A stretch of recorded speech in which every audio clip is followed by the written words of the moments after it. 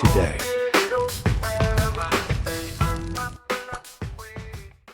Justice Annabel Ntalimanja olemekezeka amayi ndi abambo chifukwa chokuti Malawi Electoral Commission yalandira mapepala a candidate athu ndiye pano tapasa mpata kuti atipase speech yawo ngati candidate. Ndi chayolemu kwa ine kuwapempha His Excellency Dr. Lazarus Makase Chakwera kuti atilankhule zikomo.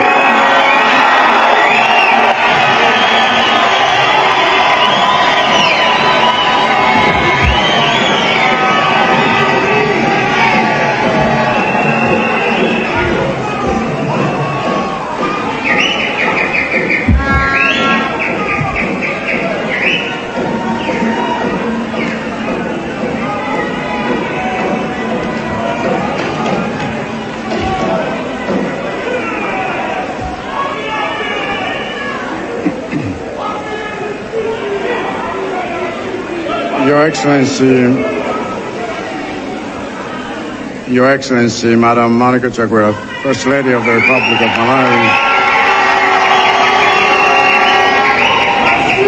Your Honor, Catherine Godani Hara, Speaker of the Malawi National Assembly, and First Vice President of the Malawi Congress Party, My Lady Justice Annabel Ntalimanja, Chairperson of the Malawi Electoral Commission, and all the commissioners of the Malawi Electoral Commission here present.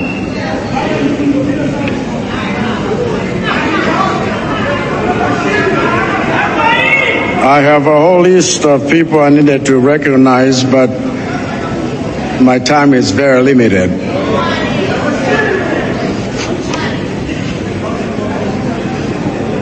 Amalawi azanga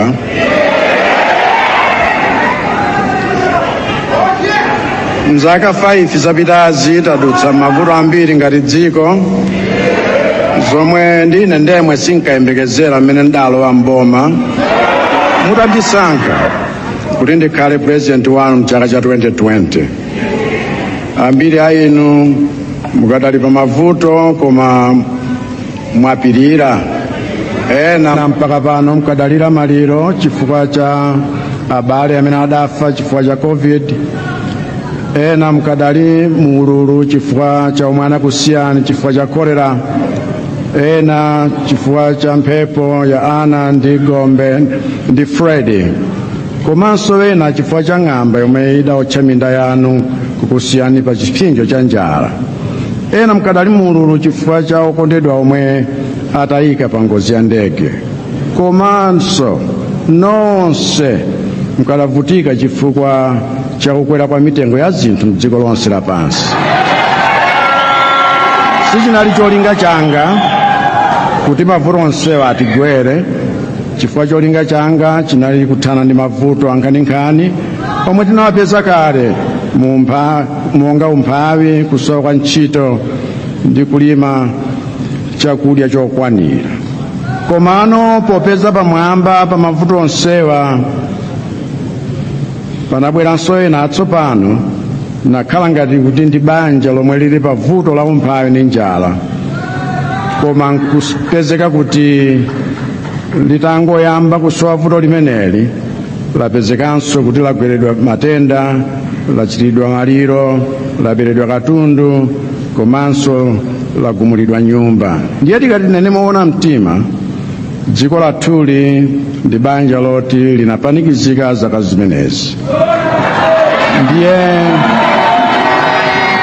mavuto atafika potere, mtsogoleri amakhala ngati kholo lomwe likuyenera kuonetsetsa kuti anthu apabanja asamalirane, makamaka chifukwa choti anthuwo nzachidziwikire kuti akhala okhumudwa kuti zina zomwe ankayembekezera sizinachitike kamba kamavuto omwe adabwera mwadzidzidzi wosayembekezeka.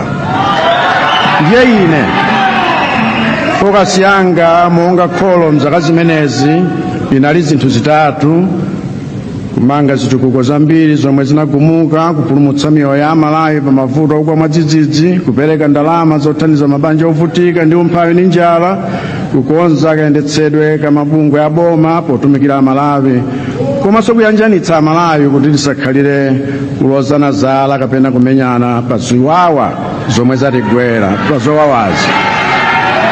zinthu 5 zimenezi ndi maziko omwe tayala ndi cholinga choti mu second term yanga poyamba 2025 ino mpaka 2030 zinthu zomwe titabweretse zintchito ndi chuma kwa chinyamata, azimayi ndi abambo nonse zikhale mchimake. Ngatere ndiye kuti nsima ya chitukuko tayimaliza kukandira, ndipo kwatsalako ine ndi avitumbike mumbala kuti tikuitchakule, kuyiphula, kuyipakulira, aliyense wa ine mudyere pamodzi. Ndikudziwa kuti njala yopeza bwino mwayipirira nthawi yayitali, koma ndikudziwanso kuti popanda ino zitukuko zomwe tayala mdziko muno sizikadachitika. Ndiye pempho langa loti mundilole nsima ya chitukuko takutchakulayi tikuphulireni komanso tikupakulireni kuti ine ndi avitumbiko tipititse chitukuko chanu patsogolo. Putting people over politics.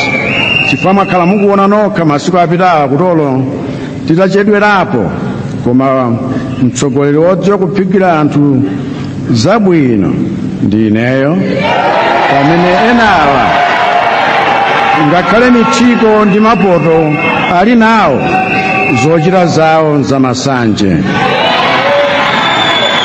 No ziwawa, no ndewo, no phokoso, mfundo zokhazokha, dziko lathu lilamtendere, tonse ndife abale, zikatha izi ubale wathu upitirirabe. Zikomo kwambiri. Ambuye akudalitseni nonse.